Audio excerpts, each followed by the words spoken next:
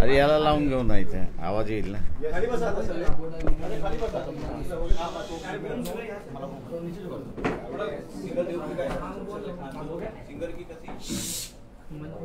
सुरू करायची का? 2 मिनिटं फक्त. 58 झाले, 2 मिनिटं.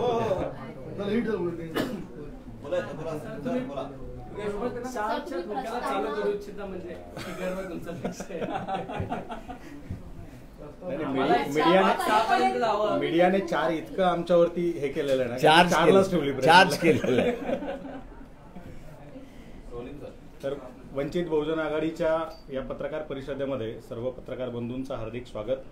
आजच्या या पत्रकार परिषदेला पक्षाचे राष्ट्रीय अध्यक्ष ॲडव्होकेट बाळासाहेब आंबेडकर हे संबोधित करणार आहेत. सोबतच पक्षाच्या महाराष्ट्र प्रदेशाध्यक्ष रेखाताई ठाकूर आणि मी स्वतः सिद्धार्थ मोकळे या ठिकाणी उपस्थित आहे. मी साहेबांना विनंती करतो त्यांनी संबोधित केलं. शॉर्ट पत्रकार परिषद आहे ही. कोल्हापूरमधलं असणारं आमचं जे युनिट आहे आणि पश्चिम महाराष्ट्रातलं असणारं युनिट आणि त्याच्याचबरोबर महाराष्ट्र कमिटीच्या याचा निर्णय झाला आहे की कोल्हापूरमध्ये शाहू महाराजांच्या कुटुंबातून उमेदवारी काँग्रेसने त्या ठिकाणी दिलेली आहे.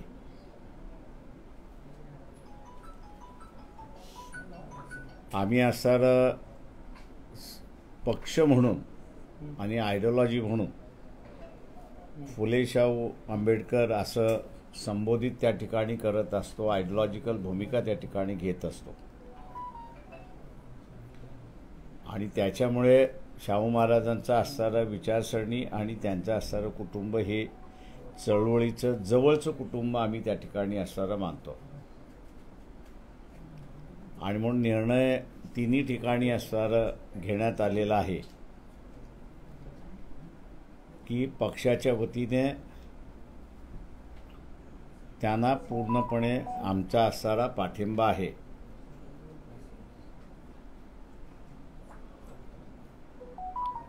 त्यांना निवडून आणण्याच्या दृष्टिकोनातून जे जे प्रयत्न करावे लागतील ते सगळे प्रयत्न पक्षाच्या वतीने त्या ठिकाणी केल्या जातील.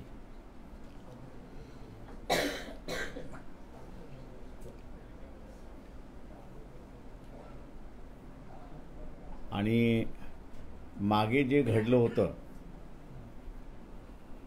ते यावेळेस न घडू देणं याची दक्षता सुद्धा त्या ठिकाणी घेण्यात येईल.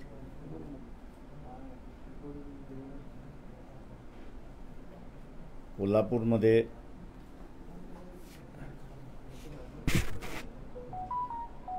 शाहू शहाजी छत्रपती यांचं नाव घोषित काँग्रेसमार्फत करण्यात आलेलं आहे. त्यांना वंचित बहुजन आघाडीचा पूर्ण पाठिंबा आहे. आपण आता विचार. सर, जागा वाटपाचा काही तिढा सुटलेला आहे का किंवा तुमची भूमिका काय? आज ओबीसी बहुजन पार्टी यांचे जे नेते आहेत प्रकाश शेंडगे हे सुद्धा तुमच्या भेटीसाठी आले होते. 1-1.5 तास चर्चा सुद्धा झाली आहे. 22 जागांचा त्यांनी सुद्धा प्रस्ताव दिला अशी माहिती मिळते. काय नेमकं यातून बोध घ्यावा किंवा काय यातून आउटकम? तुम्ही 2 मिक्सअप करताय. MBAचा तुम्ही जर विचारणार असाल तर तो तिढा तुम्ही त्यांनाच विचारा, त्याच्याबद्दल आम्हाला काहीच माहिती नाही आहे. मला समजत होते. दुसरं,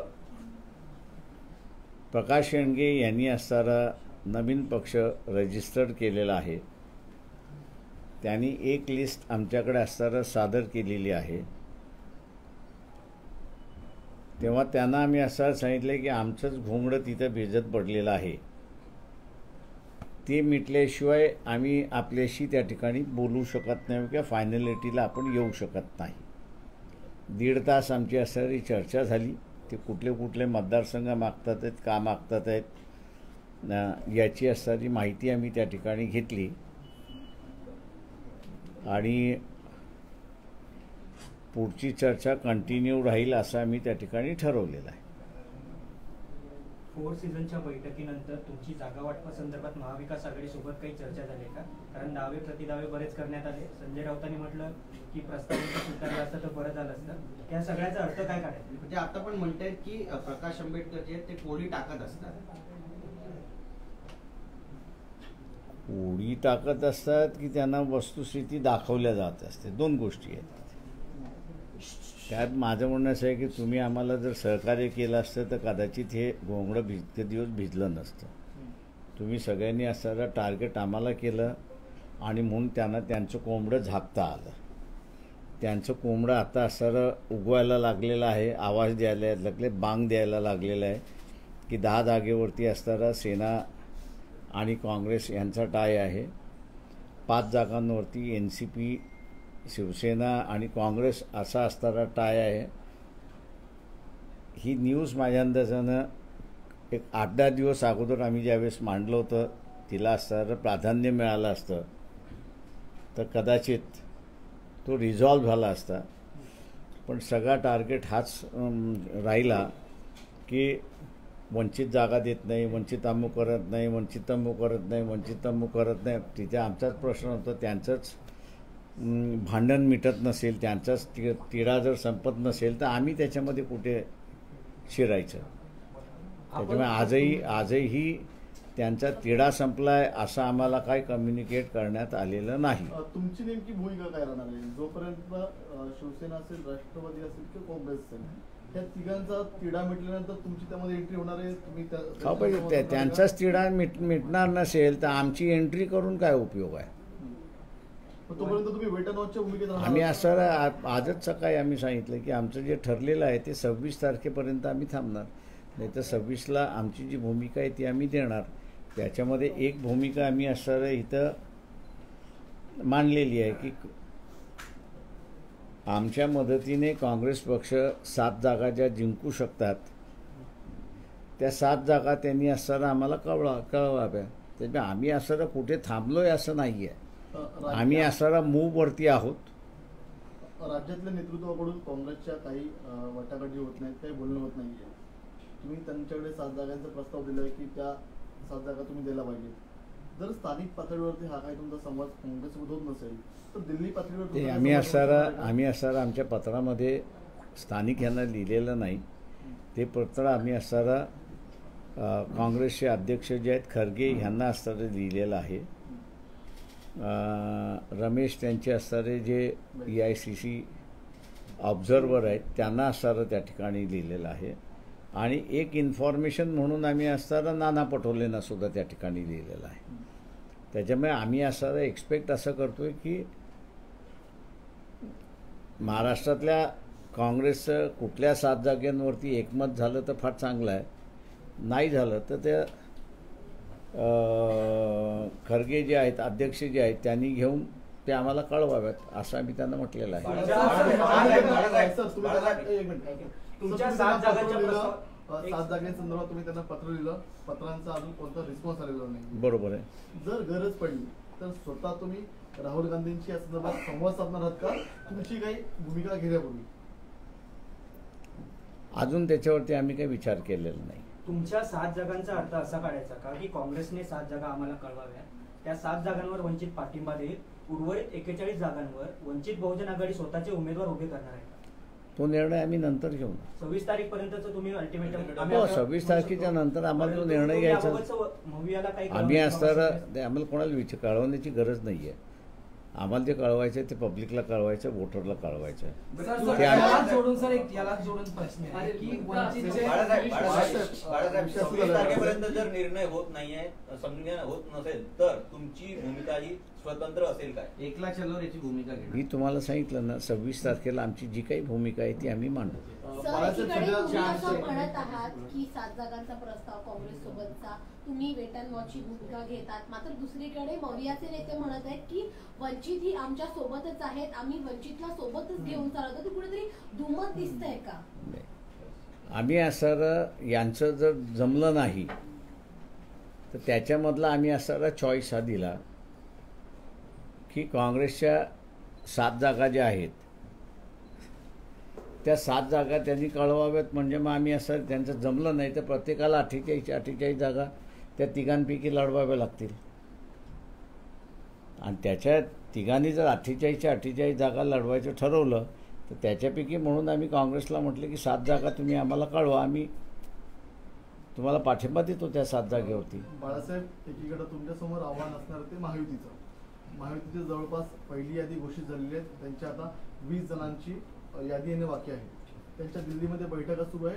दुसरीकडे तुमचं असं म्हणतं की महाविकास आघाडीमध्ये जागा वाटपाचं घोंगडं अजूनही भिजतच आहे.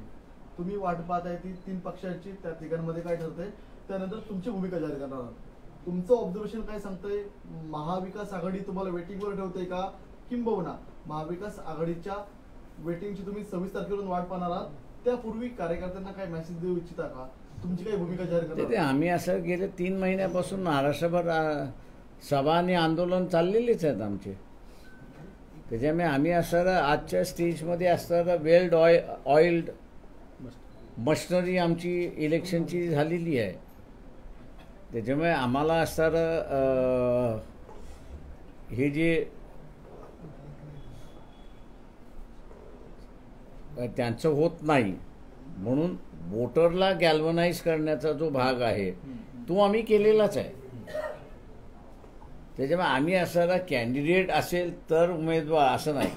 आमच्या असणारं जी काही बांधणी आहे ती बांधणी म्हणजे जिल्हा पातळीची बांधणी, तालुका पातळीची बांधणी, शहराची बांधणी, प्रभाग, जिल्हा परिषद सर्कल, पंचायत समिती सर्कल इथपर्यंत आमची असणारी बांधणी आहे.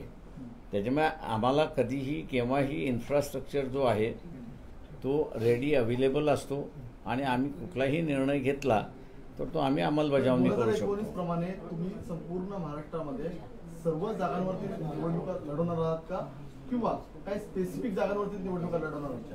अच्छा, आता तुम्ही हे केलं पाहिजे त्याच्यामध्ये. आता 7 जागा जेव्हा काँग्रेसमध्ये तेव्हा 48 कसं काय लढणार राजा? सिंपल आहे.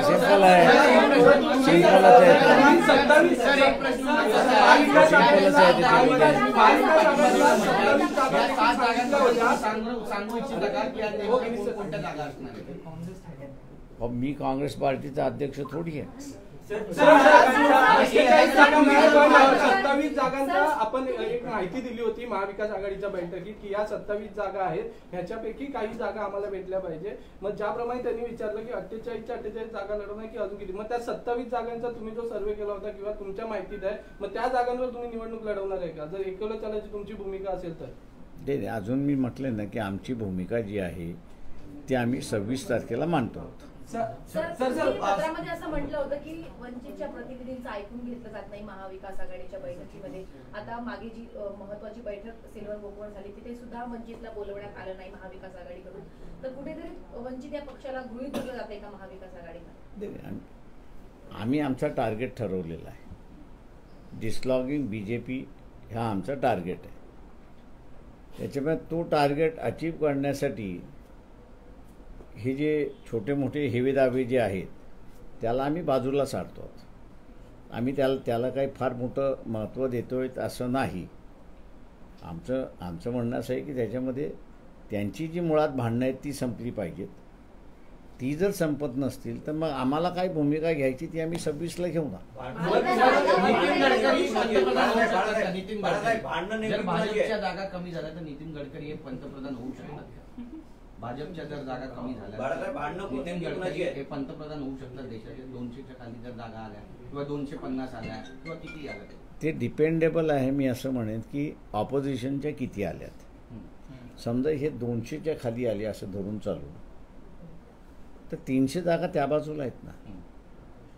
जेव्हा 300 जागा त्या बाजूला असेल तर पंतप्रधान नेमका त्याच बाजूचा होणार. नितीन गडकरी कसं होणार?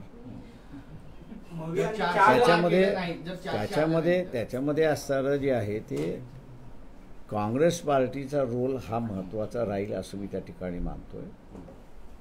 आणि तो रोल म्हणजे अखिलेशनी जे यात्रा येत असताना जी भावना व्यक्त केली किंवा ममता बॅनर्जींनी असणारी जी भावना या ठिकाणी व्यक्त केली की तुम्ही येताय आमच्या राज्यामध्ये, आम्हाला विश्वासात घ्या, किंवा डिपेंडेबल हे राहील की त्यावेळेस काँग्रेस पक्ष या सगळ्यांना विश्वासात घेऊन जर केलं तर काँग्रेसची बाजू आहे. विश्वासात जर काँग्रेसने घेतलं नाही तर मग कोणाची ही बाजू?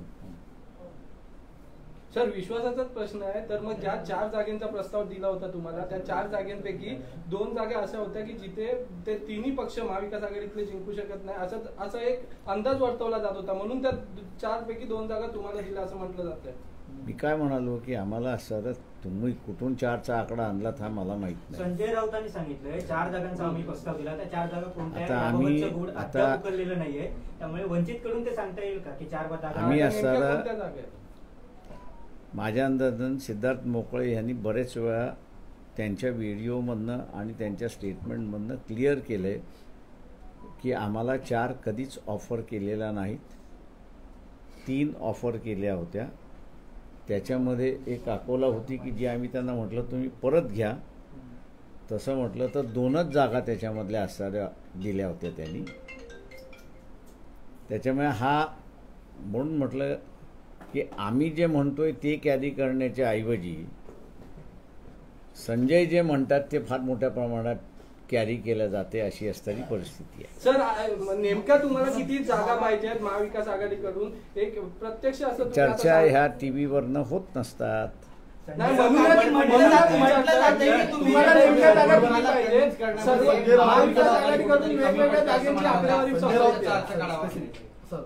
सर, तुम्ही स्पेसिफिक संजय राऊतांचं नाव घेतलं की संजय जे म्हणतायत ते केलं पडत जातं. महाविकास आघाडीमध्ये प्रमुख 3 नेते आहेत, शरद पवार आहेत, उद्धव ठाकरे आहेत, नाना पटोले आहेत.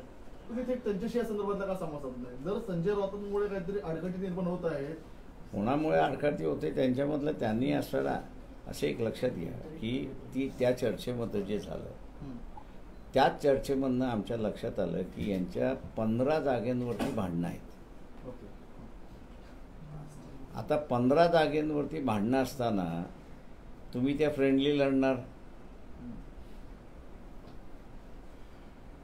आणि उरलेल्या जागेंवरती तुम्ही काय करणार, याचा कुठेतरी निर्णय झाला पाहिजे.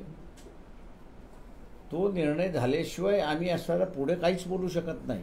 आता समजा त्यांनी निर्णय घेतला की 15 जागेवरती फ्रेंडली करायचं, मग आम्हाला ठरवावं लागेल त्या 15 जागेवरती फ्रेंडली करायचं की ह्याच्यापैकी कोणाला पाठिंबा द्यायचा. आमच्यासमोरचं कोड आहे. त्याच्यामुळे म्हणून आम्ही म्हटलंय की आम्ही 26 तारखेपर्यंत थांबणार की यांचं हे 15 जागेंचं कोडं उलगडतंय की न उलगडतंय. शरद पवारांनी भाषणामध्ये एक महत्त्वाचं विधान केलं. ते म्हणतात की भाजपला सत्तेत यायचे कारण त्यांना घटना बदलायची. 15 दिवसापूर्वी सुद्धा असं एक वक्तव्य समोर आलं होतं. तुमची प्रतिक्रिया काय आहे? 2014मध्येच BJPने व्हेरी क्लिअर केलं होतं की आमचा अल्टिमेट एम सत्ता घेण्याचा म्हणजे संविधान बदलण्याचा. आता 2014मध्येच त्यांनी डिक्लेअर केलं होतं. किंवा मी असं म्हणेन की 1950 सालीच RSSनी व्हेरी क्लिअर केलं होतं. डिक्लेरेशन आहे त्यांचं की ज्या दिवशी आमच्या हातामध्ये सत्ता येईल त्या दिवशी आम्ही हे संविधान बदलणार. हे माहीत असताना NCPने त्यांना 2014 साली न मागता पाठिंबा दिलाच होता.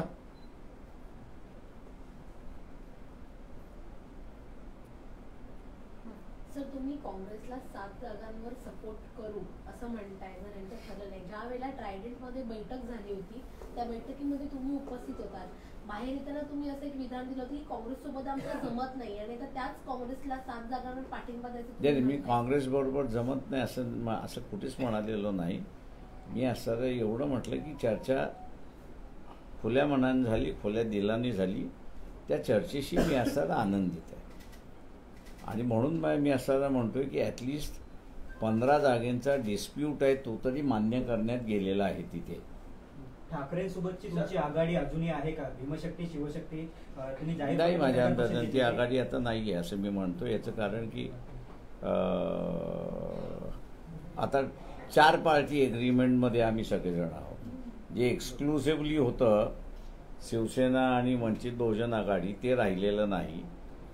मी अजूनपर्यंत बोललो नाही, पण आम्ही असताना अनेक वेळा त्याच्यामध्ये की महाविकास आघाडीमध्ये जायचं असेल तर आपण दोघांनी पहिल्यांदा बसलं पाहिजे, स्ट्रॅटेजी ठरवली पाहिजे, जागा ठरवल्या पाहिजे आणि मग आपण तिथे बोलू.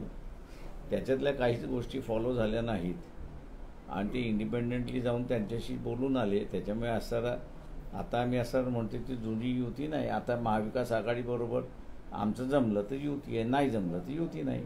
मग महानगरपालिकेच्या निवडणुका लागल्या तर पुन्हा एकदा तुमच्यावर युती केली जाऊ शकते, कारण का ही युती जेव्हा झाली ती महानगरपालिकेच्या अनुषंगाने झाली होती.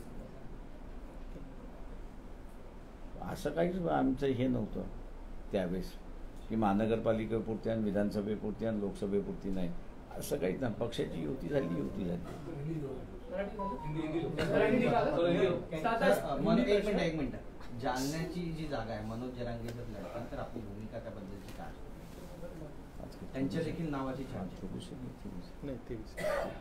मला वाटतं उद्यापर्यंत थांबलं पाहिजे, कारण का 24 तारखेला जरांगे पाटील यांनी त्यांच्या सगळ्या कार्यकर्त्यांची बैठक बोलवलेली आहे. त्यांची काय भूमिका येते ते आम्ही बघू आणि त्याच्यावरती मग प्रतिक्रिया देऊ. एक निवेदन करते पहले फिर सर क्या आपने स्टैंड लिया कोल्हापुर की सीट को लेकर कांग्रेस? ठीक है, कांग्रेस पार्टी ने शाहू महाराज इनके परिवार में से शाहू शाहजी छत्रपति इनको नुमाइंदगी दी है, कैंडिडेचर दिया है. हम लोग जो है वो महात्मा फुले शाहू महाराज बाबा साहब की फ़िलॉसफ़ी यहाँ पर अमल करते हैं, लागू करते हैं, उसी का ही प्रचार करते हैं. शाहू महाराज की जो फैमिली है वो हमारे लिए आदरणीय है और इसलिए जब उस परिवार की किसी सदस्य को कांग्रेस पार्टी ने उम्मीदवारी दी है, शाहू शाहजी छत्रपति को जो उम्मीदवारी दी है, वंचित बहुजन आघाड़ी उसका समर्थन करती है और वंचित बहुजन आघाड़ी जो है इनकी जीत के लिए प्रयास करती रहेगी.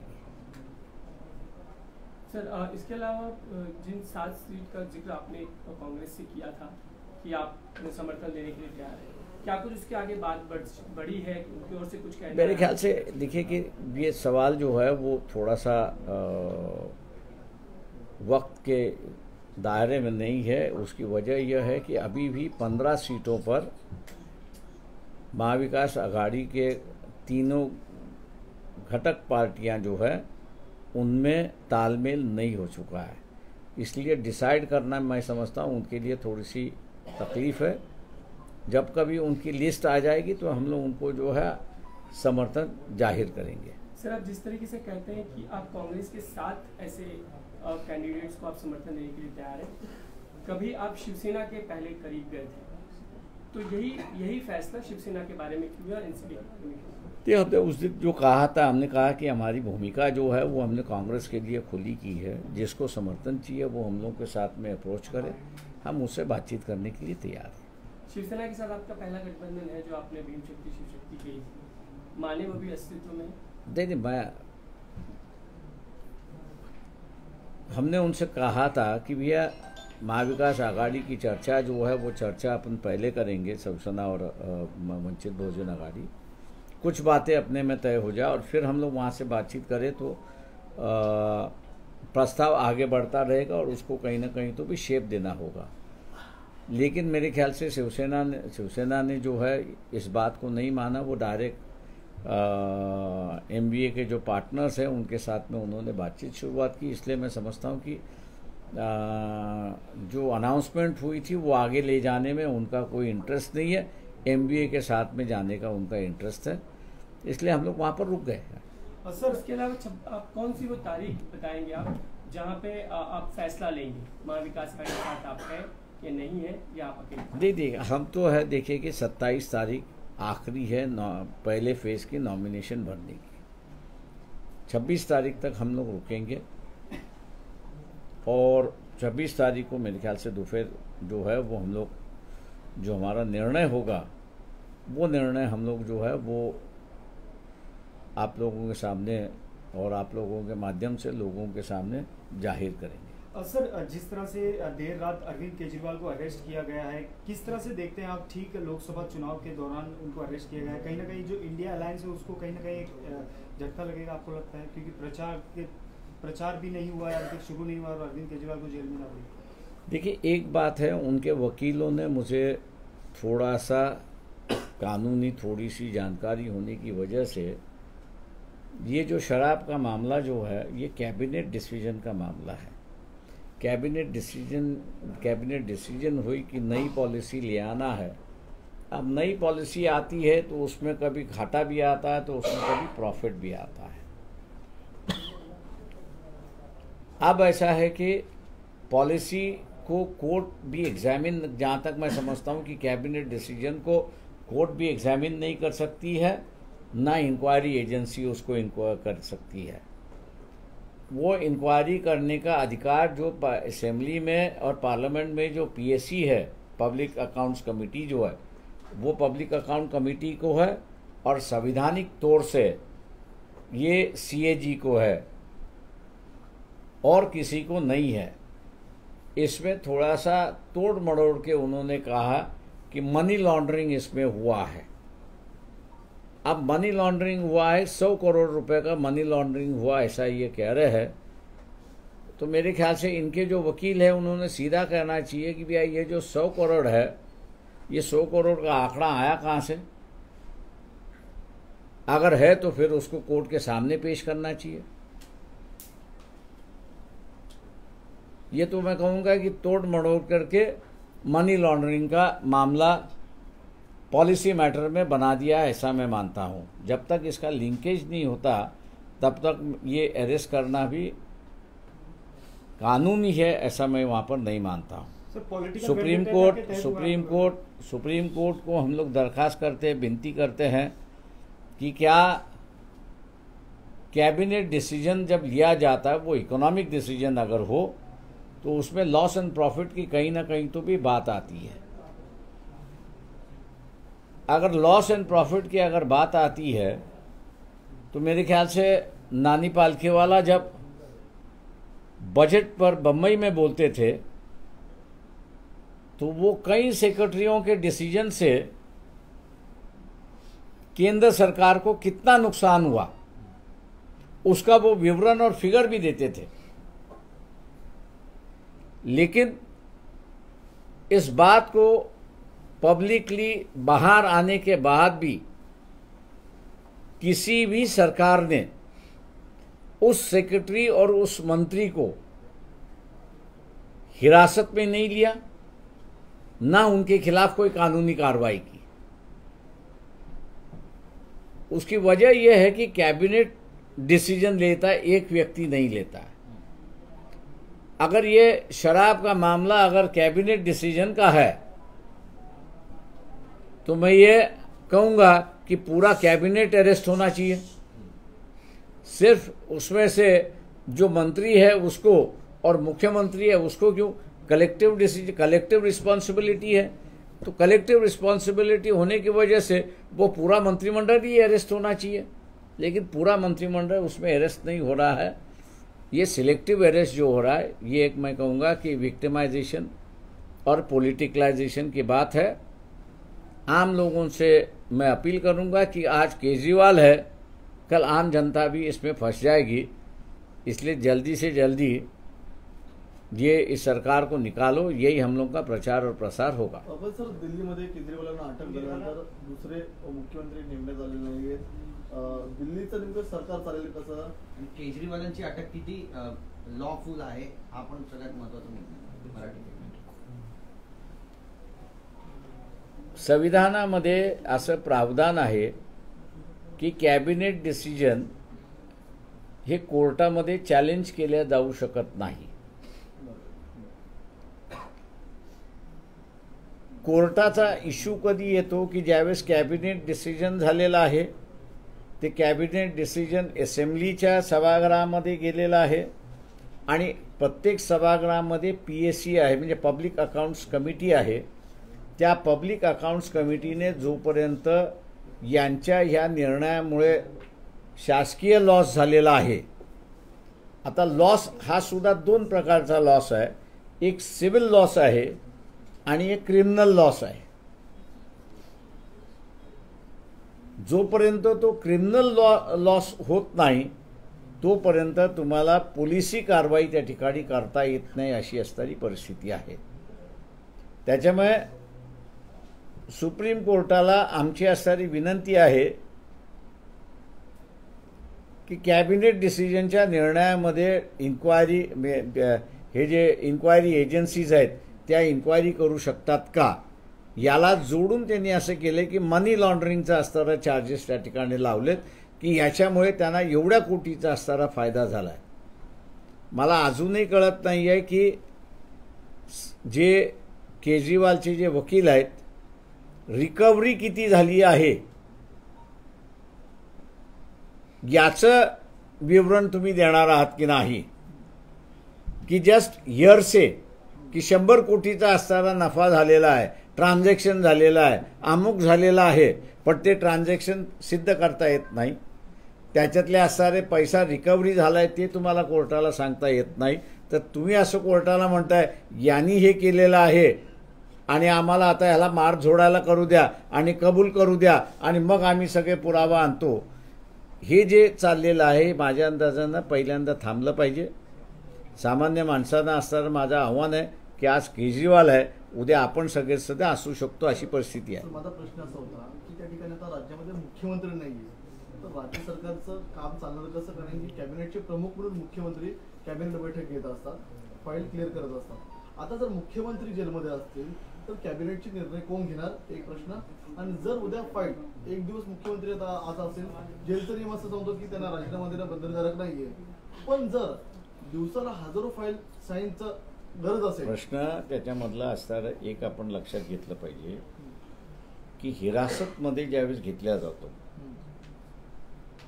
त्यावेळेस तो एक्यूज नसतो। इन्क्वायरी करायची आहे आणि इन्क्वायरी करायची असल्यामुळे त्याचं फ्री मूवमेंट जी आहे ती रिस्ट्रिक्ट केल्या जाते। त्याच्यामुळे असणारा उद्या केजरीवालने ठरवलं की मी जेलमधनं सरकार चालवेन, थांबवणारं कुठलीही गोष्ट नाही। तो कॅबिनेट बैठक जेलमध्ये घेऊ शकतो, कॅबिनेट म्हणून तो तिथे असणारा सेक्रेटरीला बोलू शकतो, तिथं त्यांचं डिस्कशन होऊ शकतं आणि तिथं त्यांच्या फायलीही क्लिअर होऊ शकतात। म्हणजे हे कायदेशीर आहे। मॉरली जर आपण असणारा बघितलं तर केजरीवालने दुसरा मुख्यमंत्री नेमला पाहिजे, हे मॉरली बाइंडिंग त्यांच्यावरती आहे आणि ती त्यांनी करावं अशी आमची त्यांना विनंती आहे। बरं सर, दिल्लीमध्ये बैठका सुरू आहेत, महायुतीच्या जागेचा देखील तिढा जो आहे तो अद्यापही सुटलेला नाही। आता एक माहिती अशी सुद्धा येते की अमित शहा यांच्यासोबत राज ठाकरेंची जी बैठक झालेली आहे त्यामध्ये शिवसेनेचं नेतृत्व हे भविष्यामध्ये राज ठाकरेंनी करावं असं त्यांना सांगण्यात आलेलं आहे। ही माहिती सूत्रांकडून मिळते। भविष्यामध्ये असं काय घडेल असं वाटतं तुम्हाला? नाही, मला काहीच त्याच्यावरती कॉमेंट्स नाही, नो कॉमेंट्स। थँक्यू। आडवा जायला फोटो